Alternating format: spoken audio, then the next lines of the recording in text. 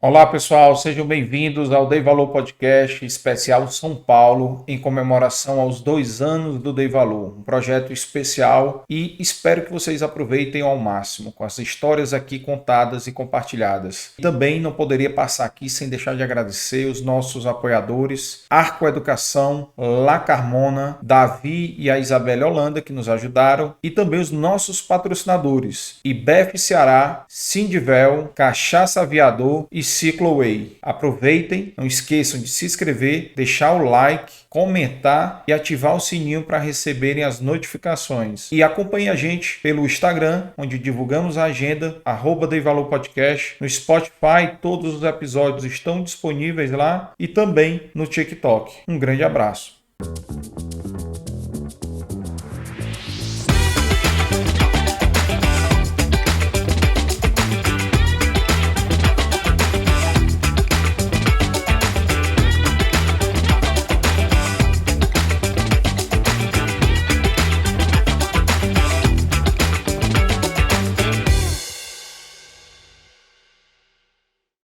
Olá, sejam bem-vindos a mais um episódio do Dei Valor Podcast especial 2 anos do Dei Valor, direto aqui de São Paulo, né, com convidados especiais. E hoje estamos recebendo aqui um convidado empresário esportista para contar aqui, compartilhar um pouco mais a história de vida dele, né, história empresarial, Luiz Capellati. Acertei? Acertou, Nome prazer. italiano. Seja bem-vindo, Luiz. Muito obrigado por estar aqui, por realmente a gente poder bater esse papo rico, produtivo, né? Que bom. E que é prazeroso pra gente. Que bom, cara. A gente sempre pede aqui para os convidados, Luiz, começar contando um pouquinho da origem, né? Onde vem, onde nasceu. Eu sei que você tem uma origem já italiana, né? Pode até falar um pouquinho disso aí para chegar na tua infância aí. Legal. Bom, meus avós e bisavós vieram da Itália, né? E imigrantes, só realmente com a vontade de trabalhar, né? Então eles vieram aqui vieram, né, para trabalhar com agricultura, essas coisas, né? Chamada roça, né? Que tiveram tiveram uma dificuldade muito grande no começo do Brasil, porque eles vieram trabalhar realmente na lavoura. Porque mais ou menos é a origem italiana, né? O pessoal veio para cá buscar trabalho, oportunidade de trabalho. Década de 20, isso foi mais ou menos? Não. 30, um pouquinho, 30 é. e poucos, né? Então, foi uma época onde muito imigrante veio para cá. Isso. Vieram para o interior de São Paulo, mas ali para a região entre Mato Grosso, um pouco da família para Mato Grosso, um pouco ali Taquaritinga, interior de São Paulo. Nunca morei lá, mas o sotaque nunca veio junto com o sobrenome, né? Nasci em São Paulo, mas tem um sotaque meio, todo mundo fala que é meio caipira interior. E já meu pai já nasceu no interior, mas já veio para a capital. Um cara que teve transportadora, mas depois acabou tendo, né, depois do plano Collor também, ele acabou tendo esses problemas, quebrou a empresa e tal. Então, desde pequeno, né, junto já, não sei se veio de família ou não, eu já soube que eu ia ter que trabalhar um pouquinho mais, né? Nada viria fácil, né? Então, já herdei isso da família também, mas foi uma infância muito gostosa. Nada vem fácil, né, cara? Nada vem fácil. E aqui em São Paulo, onde foi que tu morou? Estudou? Eu sempre morei na Zona Sul de São Paulo, região ali um pouco entre Morumbi e Zona Sul, Interlagos, ali naquela região. Minha família toda mora ali. Comecei minha vida logo cedo, assim, estudando, sempre estudei, né? Mas também estudei em escola pública, mas sempre nessa região. E depois eu tive depois no colegial, já fui para uma escola um pouco mais voltada para o mercado de indústrias, escolas técnicas. E já junto, desde os 12 para 13 anos, eu já fazia de manhã, eu fazia o Senai, que era uma escola de aprendizado industrial. E à tarde, depois da tarde à noite, passava em casa, comia e ia para a escola, então, para a formação normal, né? Então, desde pequeno eu estudei bastante, desde os meus 13 anos eu considero assim que eu vivi para estudar, foi nessa época que eu estudei bastante. Nunca gostei muito, tenho que ser sincero, mas eu estudava bastante. Rapaz, são poucos.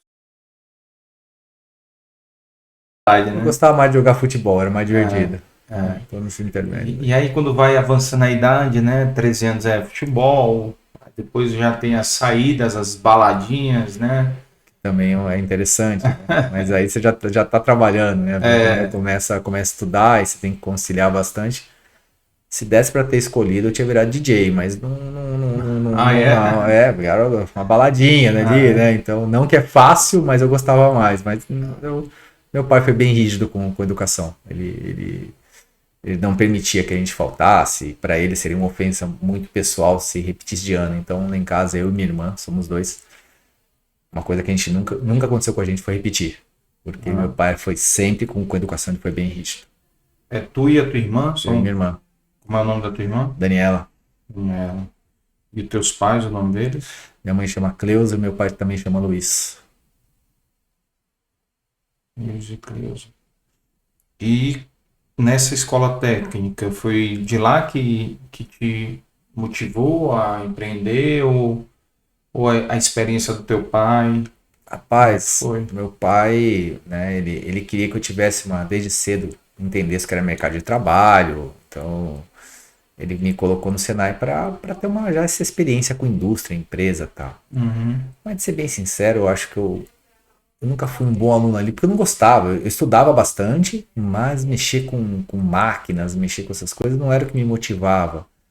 Então eu sempre fiz o possível, eu fiz uma especialização, inclusive, trabalhei desde os 13 anos, né? Eu já era um assalariado, porque as empresas, né, ajudam muito, é um trabalho muito importante que as empresas fazem para pagar o estudo das pessoas, né? Daí a gente já se profissionaliza, então isso foi muito rico essa experiência, mas eu não gostava não. Eu não gostava, eu via que eu não queria aquilo, né? Eu fazia estágio de 6 meses nas empresas ali, capaz, eu fiz um estágio na Pepsi.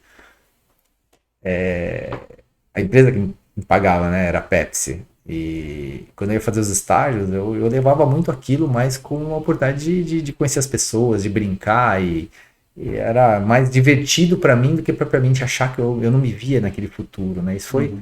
Acho que acontece com muita gente, né? Com 15, 16 anos, você fica... Eu não sei se ali... Poucas pessoas já sabem o que querem fazer da vida. E eu não sabia. Mas eu sempre tive uma facilidade muito grande de fazer rolo. Então, eu vendia algumas coisas, trocava e aquilo, mas eu nunca tinha tido isso como profissão. Fazia na escola isso? Em qualquer lugar. Tudo que eu tinha, eu fazia um rolo e tal, e eu gostava muito de soltar pipa na época, né? Então eu tinha que fazer né, meu pai não queria ficar só, ele me dava um dinheirinho, mas eu queria mais, né? Eu sempre fui meio ambicioso.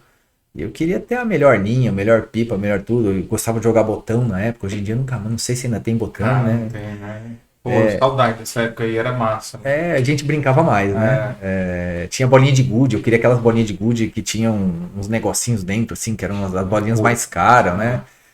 E pô, aquilo custava uma grana, pra mim eu não tinha dinheiro, né? Então desde pequeno eu já fiz meus rolos, né? Eu gostava de vender alguma coisa, pegar, ajudava meu avô sempre teve essa... Meu avô sempre mexeu com alguma coisa de construção, então eu sempre estava envolvido em reformar alguma coisa, fazer alguma coisa. Eu ia ajudar meu avô para fazer um dinheiro, e com aquele dinheiro fazia outro dinheiro, então minha vida sempre foi mais para esse lado de comércio e negócios, né? Nunca pensei de fazer um curso para ser sei lá, a formação mais que seria mais óbvia para mim era engenharia. Não era minha, eu não gostava, não tinha essa aptidão para estudar. Respeito muito os engenheiros, acho que eles são muito necessários, né? E hoje, cada hora mais eu respeito essa profissão, né? Que é bonita pra caramba, mas eu não era para mim, né? Então, assim que eu pude, né? Na primeira oportunidade que eu tive, ainda fazendo para sair do estágio, eu me joguei, eu fui abrir loja de som de carro. Era o que eu, na época, eu gostava, meu pai me ajudou a comprar meu primeiro carrinho, e eu gostava de som, né? Então, e como é que compra som de carro? Naquela época era muito caro, não tinha que ver. E eu comecei a gostar, comecei a aprender a instalar. Falei, vou abrir uma loja de som de carro. Então eu fiquei era uma loja especializada em som para competição, que eram poucas que eram especializadas, né? e acho que tinha 2 ou 3 na época em São Paulo, grandes, saíam em revistas. Nessa época tinha um campeonato para ver qualidade de som.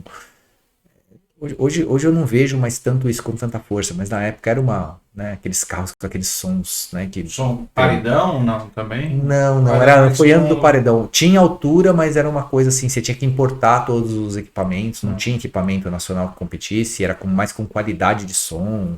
Tinha vários campeonatos mesmo para você ver o Era aquela época boa da Pioneer, não? Pioneer, Rockford Fosgate, um negócio assim, Rockford Fosgate, era um Alpine, acho que tinha alguma coisa assim também. E tudo vinha de fora, né? Nada, tudo era importado. Então eu tive já a oportunidade de ver quão difícil era você trazer as coisas, importar, pagar imposto e vender no mercado brasileiro e ainda sobrar alguma coisa. Todo mundo achava caro, mas vou te falar que o caro é pagar imposto, né? Você paga os impostos para depois ter. Para pagar o que o imposto deveria te dar, né? Exato, exato. E tu tinha quantos anos com essa loja? 19 anos. Nessa época, rapaz, eu fui do céu ao inferno, né? Porque eu comecei a vender bastante, a loja começou a ter um movimento bom. E era uma época que aqui no Brasil não tinha cartão de crédito que fazia isso. Eu lembro que era o cartão de crédito que você passava na maquininha, né, cara? Eu já tô falando mais ou menos a idade ainda. Hoje, se eu der uma maquininha para uma pessoa de 19 anos, ele não sabe o que fazer com ela, mas naquela época era um papel carbono, você passava, mandava para a operadora para poder pagar. Mas o cartão era quase nada, dificilmente alguém pagava com cartão. Era cheque predatado. Né? Até posto de gasolina você tá cheque predatado. Era um negócio de... E aí eu comecei a pegar muito cheque predatado e aí fazer o factoring com o próprio banco, né? Chegou uma hora que os cheques começaram a voltar e como eu tinha feito um giro, nesse giro, na hora que foi, a boca do leão abriu. Eu falei, nossa, eu tô devendo mais pro banco do que eu tô recebendo. E aí eu quebrei. Eu lembro até hoje quando eu tive... Quantos anos? Eu já tinha quase 21, mais ou menos nessa época. E foi quando eu realmente sofri na pele, né? Acho que muito empresário hoje, vou dizer que não são poucos. Ver o carro que eu tinha, que era um leasing na época, o dólar aumentou e eu tendo que entregar meu carro. Eu vou te falar que isso doeu. Doeu porque eu tive que fechar a loja, devendo para fornecedor e tendo que lidar com aquilo. As ligações de cobrança, tendo que dar satisfação, né? Porque, poxa, mas eu tava bem, eu tava, né? Pra minha época, do que eu tinha, né? Na minha idade, eu cheguei a falar, nossa, eu cheguei a pensar que eu tava quase rico, mas realmente o tombo foi muito maior.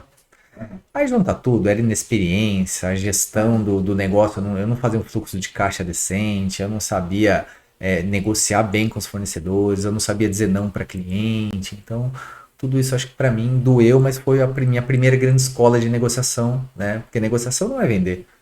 Vender é, cara, você tá aqui, que você bota um preço, você vende. Ali é negociação na veia, né? Que eu tive que aprender muito, refletir um tempo para ver os erros e tal. Você fica querendo se recompor. E aí começou um pouco, né, da minha trajetória na área comercial. Rapaz, eu tenho uma coisa comigo que eu falo pra todo mundo e ninguém acredita, né? Direito nisso. O sonho não foi realizado, mas era uma coisa meio... Era uma utopia. Eu sempre gostei muito de esporte, essas coisas todas, mas ao mesmo tempo eu já via, né? O que era a vida de um grande esportista, né? Naquela época eu não tinha muito contato com empresários. Não lia muito sobre, mas eu sempre gostei de esporte. Então eu olhava muito futebol, alguma coisa, basquete... E eu vi os caras, né, com muito dinheiro. E eu falei, cara, eu vou ser assim, eu quero chegar lá. E eu lembro que o meu pai ainda tem, né, ainda mora na mesma casa, ele tinha um sobrado. E dava para olhar do sobrado, quando você tomava banho, você olhava assim, e tinha uma vista bacana, né, de dentro do banheiro. E eu lembro que eu olhava lá, eu me imaginando naquela casa, eu falei, não, cara, isso aqui vai ser um heliporto, eu vou chegar aqui de helicóptero. Eu vou chegar nessa casa de helicóptero, eu vou comprar todas as casas vizinhas aqui. Isso aqui pra mim, essa casa do meu pai, o teto da casa aqui vai ser Uniporto. Vocês querem ver? Cara, pequeno ainda. Então, desde pequeno, eu falei, cara, eu vou chegar lá. Eu não sabia onde, como eu ia fazer, mas eu falei, eu vou chegar lá. Mas eu não tinha um plano, né? Não tinha traçado nenhuma estratégia, né? Hoje eu sou o cara que mais fala de estratégia, todos os lugares onde eu passo. Eu não tinha estratégia, eu só sabia que eu queria chegar. Mas acima de tudo, eu tinha certeza que um dia eu ia acertar o meu caminho ali, de alguma forma. O alvo, né? O alvo. Então, essa coisa que era desde criança. Ninguém. Como minha família né, sempre foi classe média ali, eu falava, cara, acho que a cegonha te entregou no lugar errado, cara. Você não tá condizente com o que você fala, que eu queria comprar. Na época era um carro que assim, não tinha. Depois dos anos 90 começou a vir carro no Brasil, mas na época o que tinha de um carro assim esportivo, o mais próximo que chegava de um carro esportivo era um Puma. Eu falava, eu vou ter um Puma, né? Era o ápice da época, era aquele, eu não sei se ainda tem, só deve ser de colecionador, né? O Puma era o Porsche de hoje, né? Exato. Eu falei, eu quero um Puma. Minha mãe falou, mas menina, você não, como é que faz, né? Eu falei, não, eu vou ter um Puma, era Puma, helicóptero.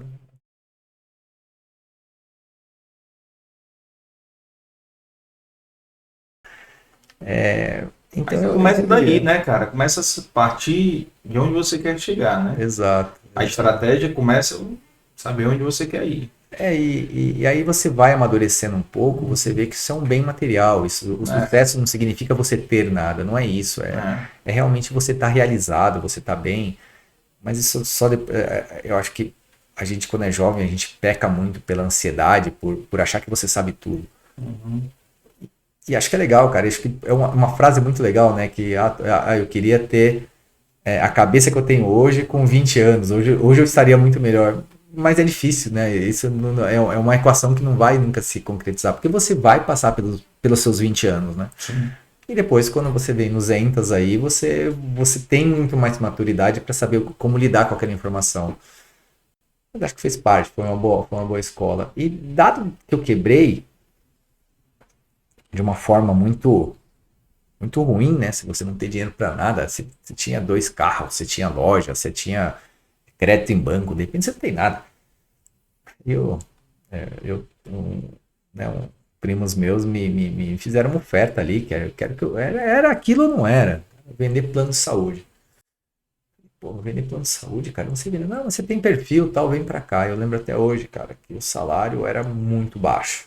Era, se eu não me engano, era 400 ou 500 reais, era um negócio assim. Mas, pra quem não tem nada, pra quem tá quebrado, porra, era isso que eu vou aceitar. E tinha um ticket, refeição. Eu falei, caramba, como é que funciona isso aqui? Então, a nossa festa, a nossa alegria, e eu lembro disso até com saudosismo, né? Era você ir na pizzaria que tinha o Mr. Shake, tinha o Habib's, a gente fazia reunião no final do mês para reunir chique para comer aquilo. Aquilo era um restaurante chique naquela época pra gente comer. Mas era legal, porque você fazia daquilo um evento. Então hoje eu sinto muito isso, né? Muito mais legal você estar num lugar com pessoas legais do que propriamente ostentar em algum lugar que você, né? E aquilo tá vazio. E a gente foi indo. Eu lembro que naquela época tinha um computador só para todo o salão de vendas.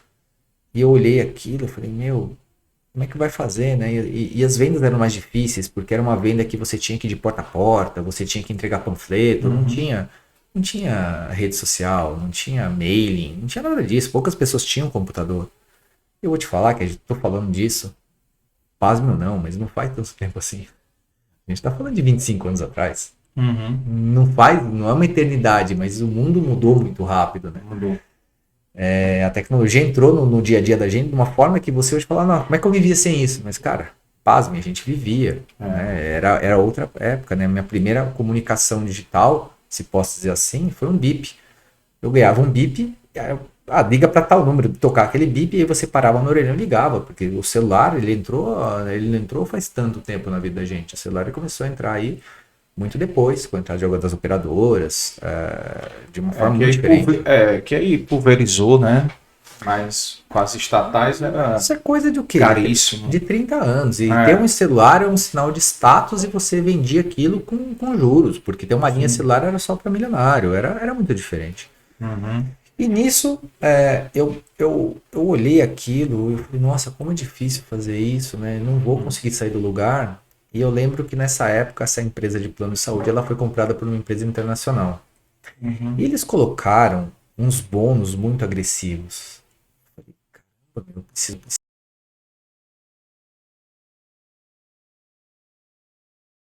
Que ninguém nunca tinha chegado perto. Ah, se você vender, sei lá, nos números, eu lembro os números de hoje.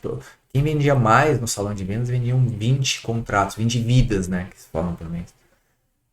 E era numa pessoa física, não era na jurídica. A pessoa jurídica era do departamento. Pô, normal era você vender 8, 10 vidas. E já tinha 150 pessoas ali. Isso aqui não vai dar, né? E eu comecei a tentar fazer igual todo mundo, entregar panfleto, fazer aquilo. Falei, não, isso aqui é muito diferente. Esse acho que talvez foi o meu primeiro grande insight de vendas. Eu falei, nossa, mas como é que faz, né? Onde é que todo mundo compra plano, mas não tem um corretor, ninguém acredita nisso. Como é que eu vou poder fazer para ganhar mais? Aí eu pensei, falei, cara, e se eu for no RH das empresas, eu vou falar com a pessoa do corporativo aqui da empresa, ver quais são as empresas que têm a nossa empresa como a operadora de saúde. E eu pensei, estava numa crise e todo mundo gosta de olhar a crise como né, você vai nas rodas, pai, eu nunca, quer dizer, Reclamar, né? Resmungar. e para ser sincero, eu nunca ouvi falar que o Brasil não estava em crise, tá? Eu sempre, essa é uma palavra recorrente, né? Eu não sei quando é que as pessoas vão acreditar que a crise Acabou. Ou nunca acabou, mas assim, se você for acreditar na crise, você não vai sair do lugar. Né? Então, eu costumo sempre olhar o copo cheio, o copo vazio, vai quem quer. Eu costumo sempre olhar a oportunidade. Falei, onde é que tem oportunidade aqui? Aí eu falei, eu vou nas empresas, o que eu vou fazer? Eu vou fazer amizade com o RH das empresas. E na hora que as pessoas forem demitidas, qual a primeira coisa que o pai de família ou a mãe de família vai querer? Não deixar a sua família descoberta de plano de saúde, porque hoje, dependendo, é complicado, né? O sistema público, ele é mais difícil, as consultas não são rápidas, uma emergência, e depender do sistema público é complicado. E você está num momento onde você quer fazer rápido, né? Não deixar sua família exposta. Bom, eu falei, aqui que está a minha oportunidade. Eu fui em várias empresas, em vez de ir nas pessoas físicas. E eu comecei a vender 200, 500 vidas todo mês. Nunca, acho que a empresa que fez o bônus lá fora, ela nunca pensou em alguém vender isso. Porque não. E assim, e era estratosférico. Cara, com minha primeira comissão, eu comprei um Civic importado que tinha poucos no prédio. Minha primeira comissão. Você tem uma ideia como é que era agressivo o negócio. Eu falei, não. Cara, descobri, né? Como você é moleque. Você achou que aquilo não ia acabar nunca, né? Eu fiquei um ano nadando de braçada nisso, né? Tinha eu e mais um amigo, um grande amigo meu, que a gente surfou de braçada. Claro que a gente não falou o segredo pra ninguém. Mas, poxa, tava ali, o mundo teve em crise, todo mundo com dificuldade, mas as pessoas tinham uma projeção. A empresa vendia, só que a gente tinha que descobrir o modo. Essa foi a minha primeira grande sacada de vida. Eu falei, gente, não existe crise, existe oportunidade. Acho que tudo que você vê hoje que te falam, é claro que se você estiver num meio complicado, depende da situação que você vende, do produto que você vende, você pode vender menos ou mais, mas sempre vai ter uma oportunidade em algum setor e eu aprendi que eu tinha que ficar atento a isso.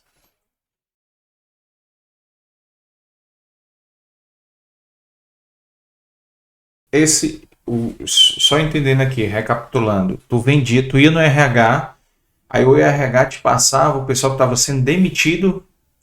Não é que eles passavam, eles falavam, olha, quando eu ia lá, depois, né, eles não passavam antes, porque, claro, não podia passar, mas todo final de mês eu sabia que tinha uma folha dos demitidos da empresa. Então eu falava, puxa, gente, eu quero fazer, e realmente era genuíno, e eu até dava um desconto maior, porque eu dava um desconto que a empresa permitia dar, para que a pessoa fizesse comigo, porque senão não ia assinar. Então eu fazia até a minha parte de dar um benefício, o RH falava, poxa, é um momento difícil, tem alguém querendo ajudar quem está saindo, eles acabavam dando o meu cartão. Ah, legal.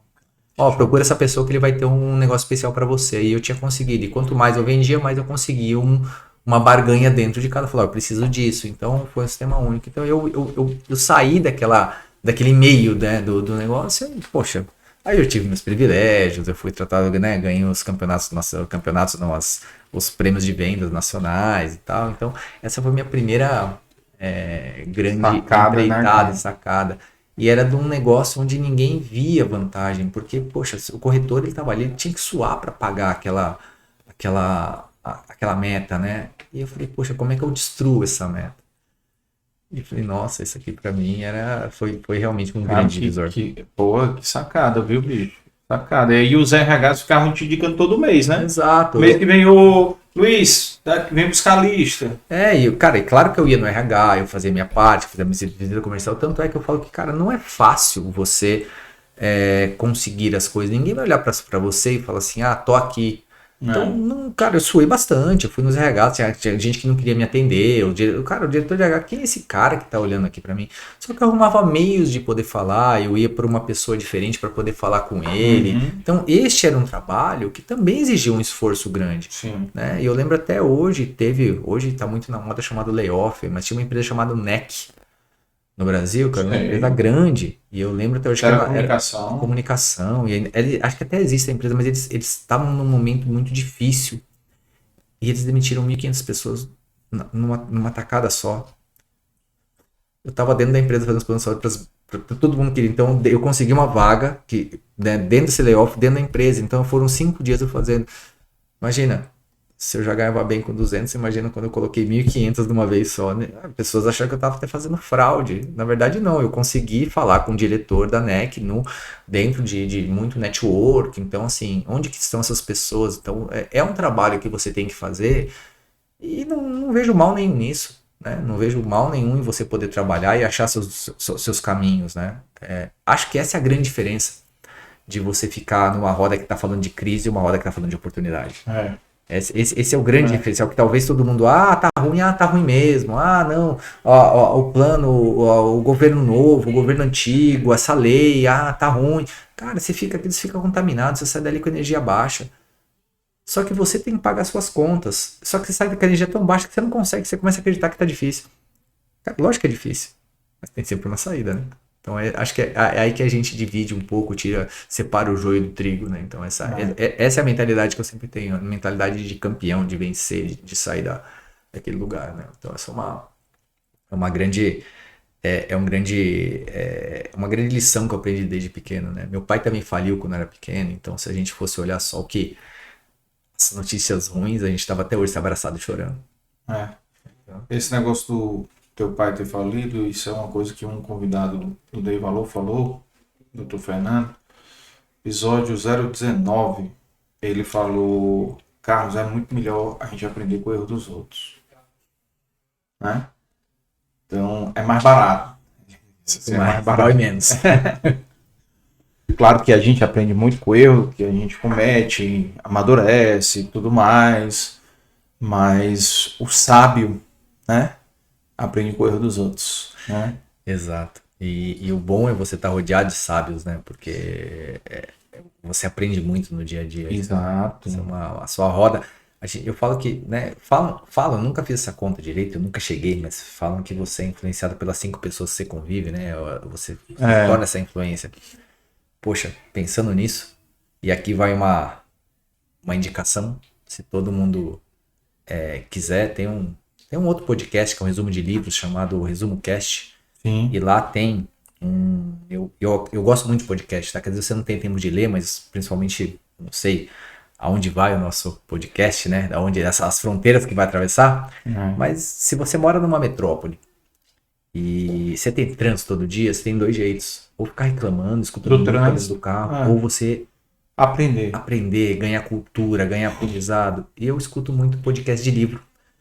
Então eu leio livros, né? Eu aprendo com livros. E se eu gostar muito do livro, eu vou lá e compro. E se eu comprei um podcast chamado Ferramenta de o ZooMcast, tem a Ferramenta dos Titãs, né? Que é o Tim Ferriss, ele consegue achar as similaridades entre as pessoas de mais sucesso do mundo, e ele consegue resumir realmente o livro é quase que uma bíblia, cara, mas o podcast ele consegue te resumir muito.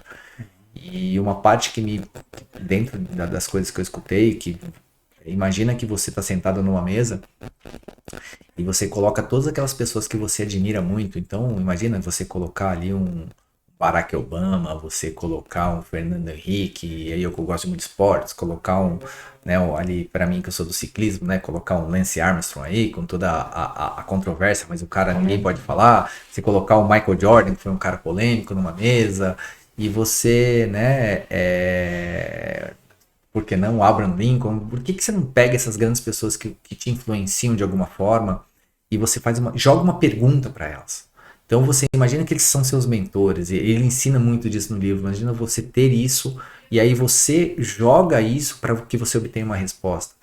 É um exercício parece tão doido, mas você automaticamente você tem uma resposta, porque se você busca conhecimento ele vem até você. Então às vezes você está com uma coisa para como fazer, esse livro te fala muito. E são alguns hábitos atômicos, banho gelado, enfim, ele fala de várias coisas que as grandes personalidades que a gente hoje convive fazem e o que tem isso em comum. Eu acho muito legal. Então, ouvir um negócio desse, né? Um podcast desse no meio do trânsito, você chega no seu caminho, você queria ter pegado mais trânsito. Você chega com um mindset diferente, né? Você chega, e é isso que eu tô falando, qual copo cheio que eu vou fazer? Eu poderia chegar daqui até lá reclamando, agora eu posso chegar daqui até lá muito revigorado, falando, nossa, eu quero voltar e assistir outro, né? Vamos lá. E você chega melhor. Então, é só uma coisa que eu costumo fazer quando eu tô no trânsito, eu rapidamente faço isso. E já sintoniza também o Dei Valor Podcast. Também estamos no Spotify, então também legal. Já pode aprender com as histórias aqui de vários empreendedores, e é bom aprender, né? Exato. Porque tem muita história rica, né? De inspiração, de superação, e eu sei que você também tem. Você, depois de vender seguros, o que tu foi fazer depois? Passou quanto tempo vendendo? Acho que ali foram uns 2 anos para 3 anos muito bons. Aí qual a idade? Foi logo depois que tu quebrou? Conseguiu? Aí eu tive... Então, depois, aí eu já... 21 para 22, começou até os 24, 25? Os 24, 25. E aí, logo nisso aqui, né, eu tive meu primeiro... esse meu primeiro grande sucesso, né? E nessa época... também minha filha nasceu, então para mim foi uma grande oportunidade, né, de você né, lidar com um mundo mais adulto, agora uma responsabilidade, uma criança, então isso teve, mas também mexeu muito comigo, né, então porque logo depois eu tive uma separação e aí quando você mexe com né, com todo o seu pensamento, você fica ali naquela dúvida e você também tem que reorganizar, porque acabou aquela comissão, acabou aquela fase, né, porque eu aprendi uma coisa na minha vida, que a vida, ela não é uma linha reta, ela sobe e ela cai. Se você souber fazer um controle para que você nos momentos bons você tenha sabedoria, né, de guardar um pouco de dinheiro, de fazer uma gestão melhor do que você está fazendo, para que você atravesse tempo ruim. Quando você está numa maré boa no trabalho, você sabe que você vai enfrentar o problema. Não é só mar de rosa. Mas também quando você está lá embaixo, você sabe que você vai ter que subir de novo. Então você tem que estar muito focado onde você quer chegar, porque vão haver obstáculos.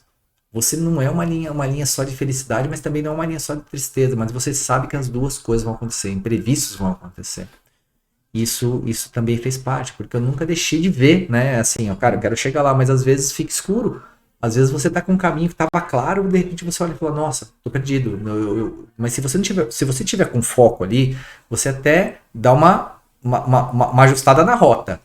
Mas você não pode desviar de você quer chegar. E você tem que estar sempre com o olhar lá em cima. Você tem que acordar pensando que o dia é o novo passo, né? Mais um passo para você chegar onde você quer. Pode ser que às vezes esteja um pouco difícil, né? Muitas vezes vai estar difícil. Mas esse pensamento positivo, essa cabeça positiva de que você está no caminho certo, essa convicção, acho que essa é uma das grandes coisas que você aprende com quem tem muito sucesso, com quem tem essa cabeça vencedora, porque todos eles tiveram grandes dificuldades. Ninguém passou liso disso. Sem dúvida. Tem um livro excelente sobre, retrata isso, Picos e Vales. Esse eu não li. Muito bom, fala exatamente isso. Picos e vales que a gente tem durante toda a vida. Muito Legal. bacana.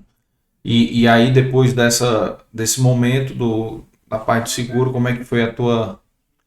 Cara, aí foi interessante. Nessa época, eu era muito ligado em esporte, mas na musculação. Então, eu fazia algumas coisas, mas eu era muito ligado à musculação, fazia artes marciais, fazia jiu-jitsu.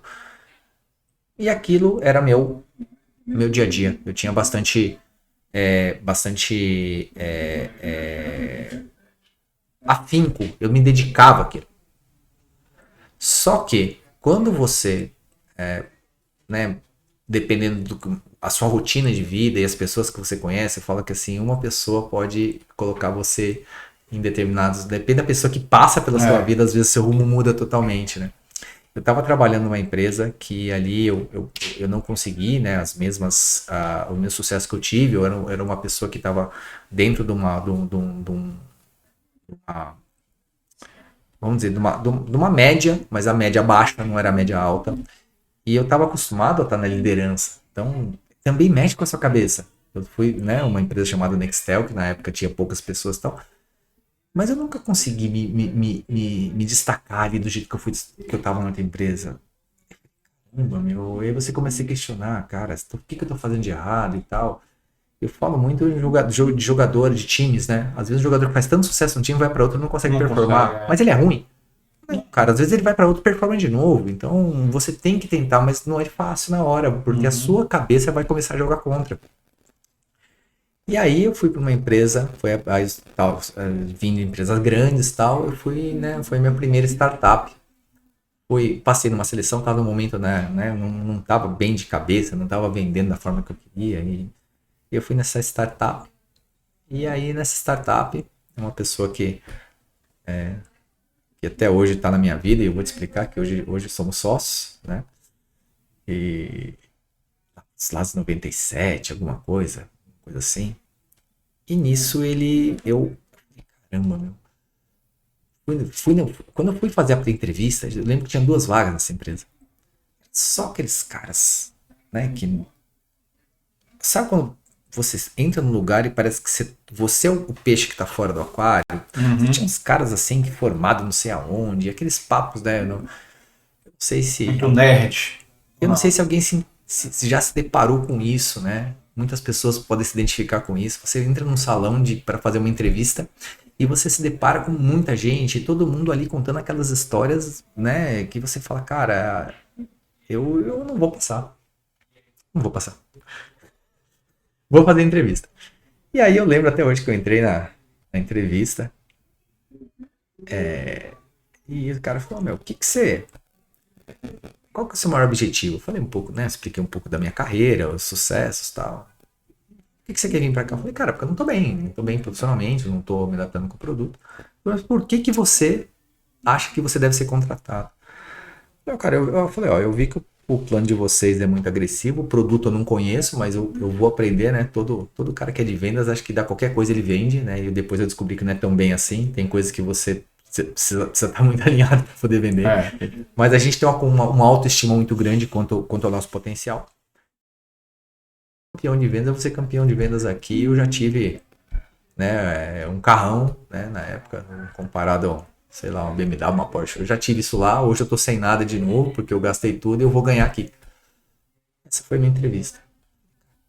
Pergunta que tá aqui, eu falei, né? Bom, fui viajar, eu lembro que eu fui viajar, tava fora do país. Naquela época não tinha esses planos celulares que a gente tinha hoje, era o e-mail. Quando eu voltei, tava lá, né? Luiz, a gente precisa falar com você, precisa falar com você. Eu olhei aquilo, falei, caramba, mano. Falei, nossa, perdi a entrevista. Era até o dia tal, tinha sido convocado para a última vaga. Aí quando eu voltei, eu falei, caramba, perdi, né? Liguei.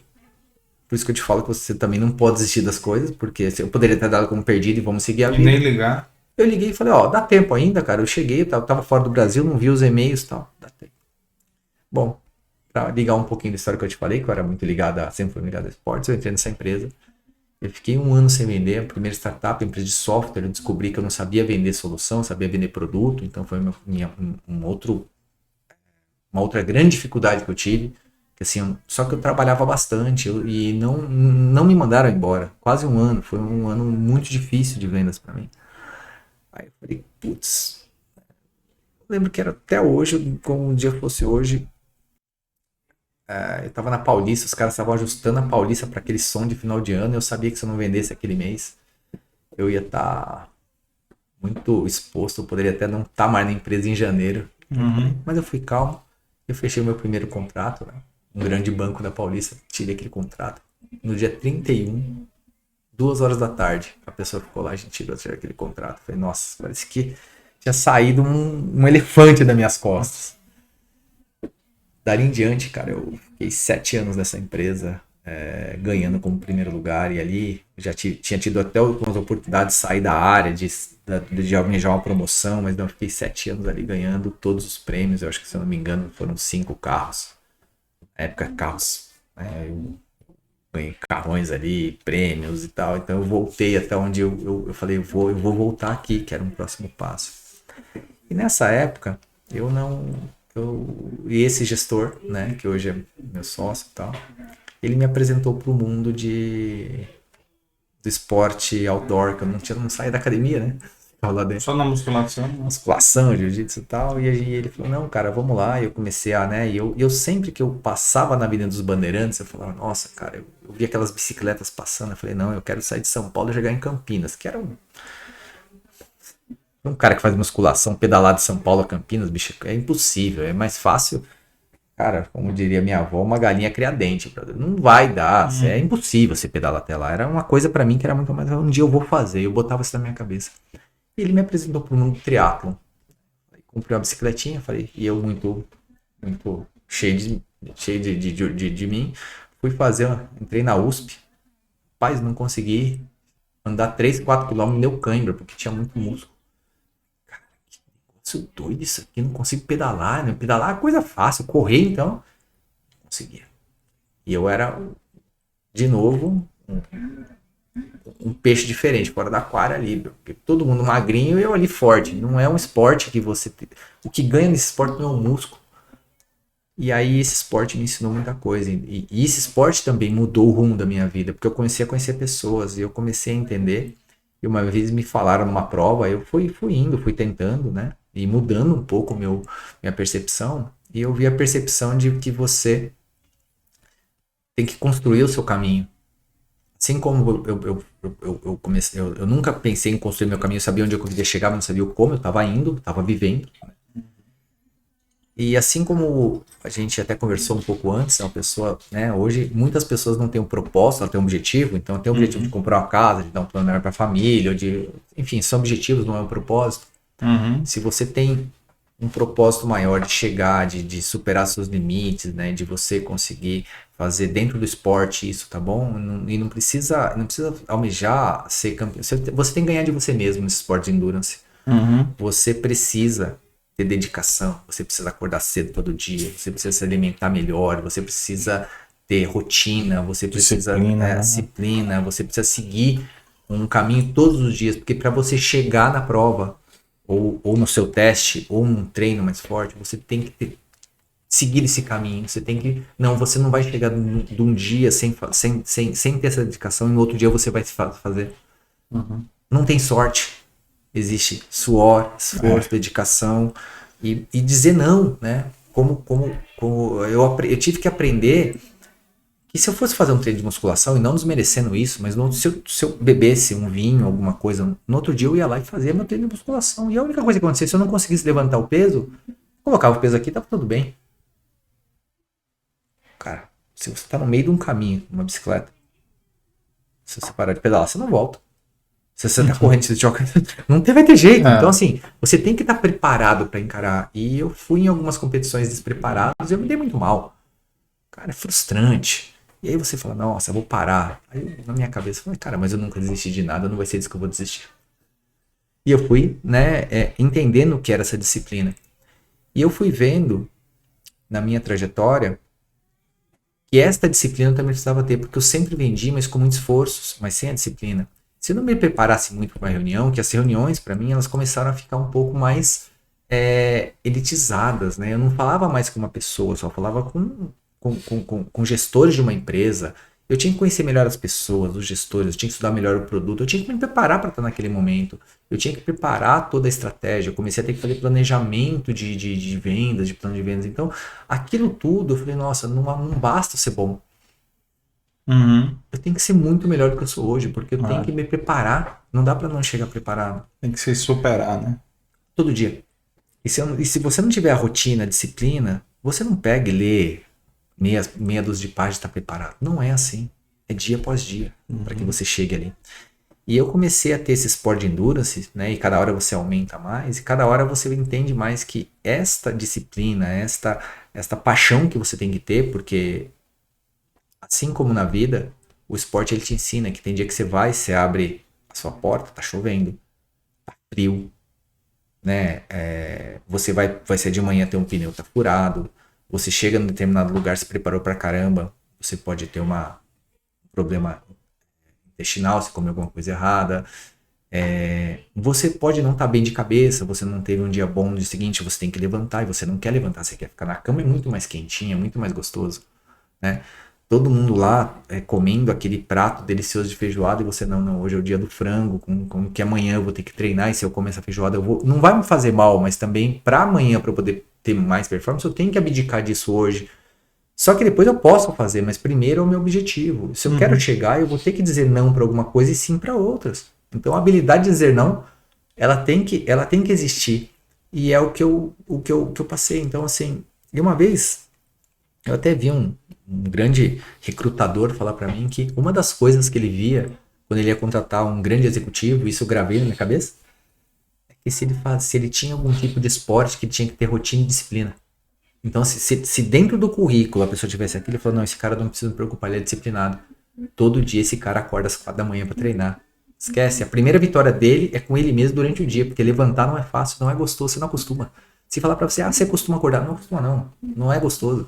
Só que depois você sente o benefício. Durante o dia. Naquela hora de levantar, a escolha é a primeira que você tem que fazer. A primeira vitória é quando você abre o olho e fala, botar o pé fora da cama e falar, vamos lá, vamos fazer.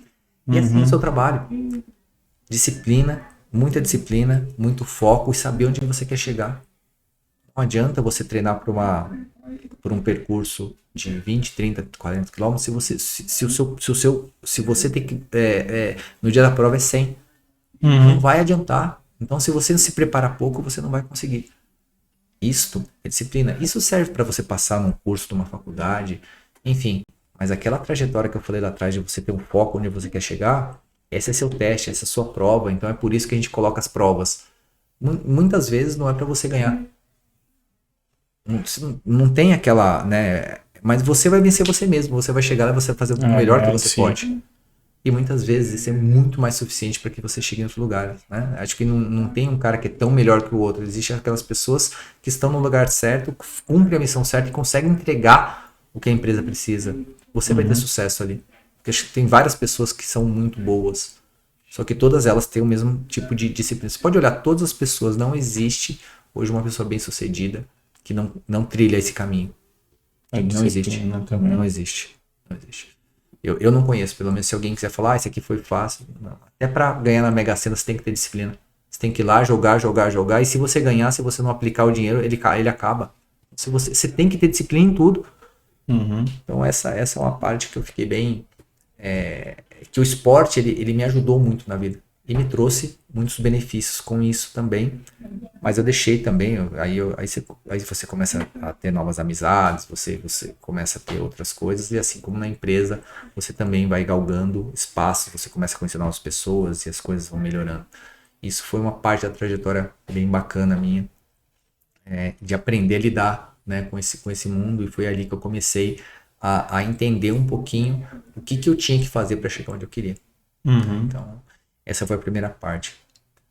E a outra coisa, né, que também me marcou nessa trajetória foi que ao longo do caminho eu nunca tive essa percepção de que eu poderia ir sozinho, sabe? Que eu sempre soube que a equipe ela faz muita diferença, o time ele faz muita diferença.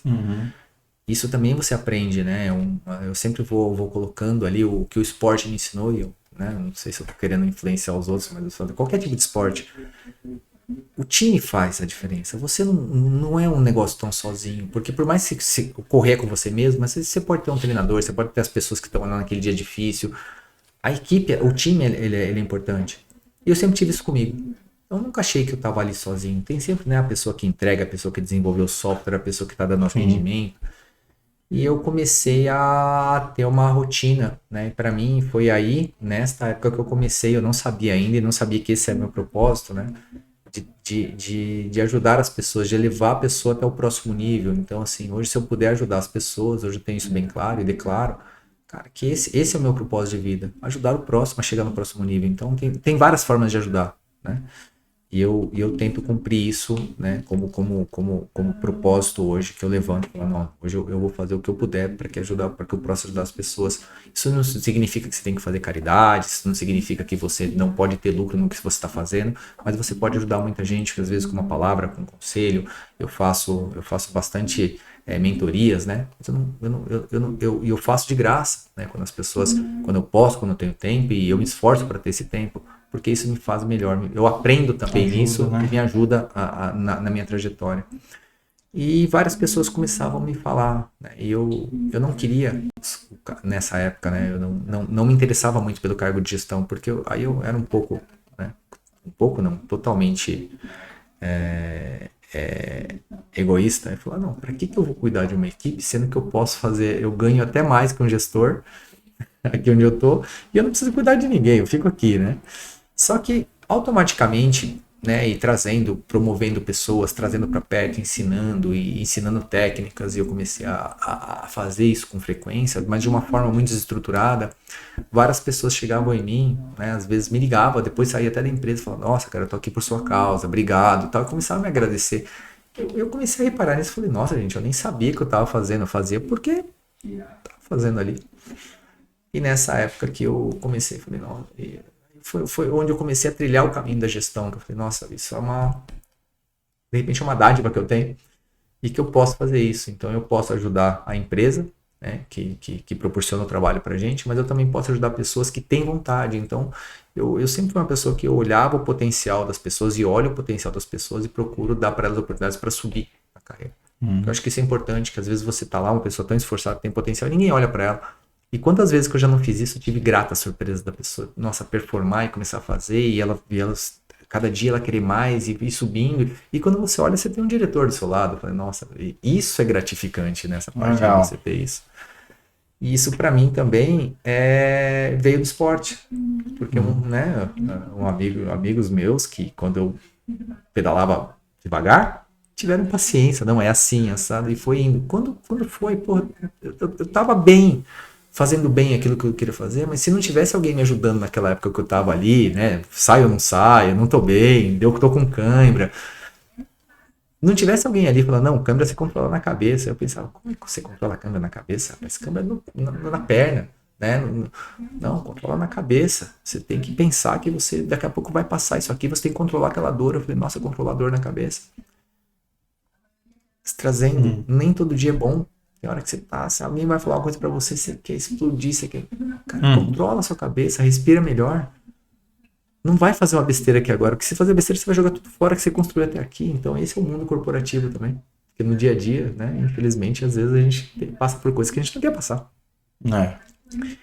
Sempre com o olho naquele objetivo. Então essa foi meus primeiros passos, né, como diretor, e aí eu consegui passar por algumas empresas, montando equipes multidisciplinares e aprendendo todo dia também, me desenvolvendo ali também. Essa foi meu próximo passo depois dessas, né, de ter esses sucessos, mas eu também tive que me esforçar bastante, porque para você liderar um time, eu tive que voltar a estudar mais do que eu estudava, porque eu tive que começar a entender de pessoas.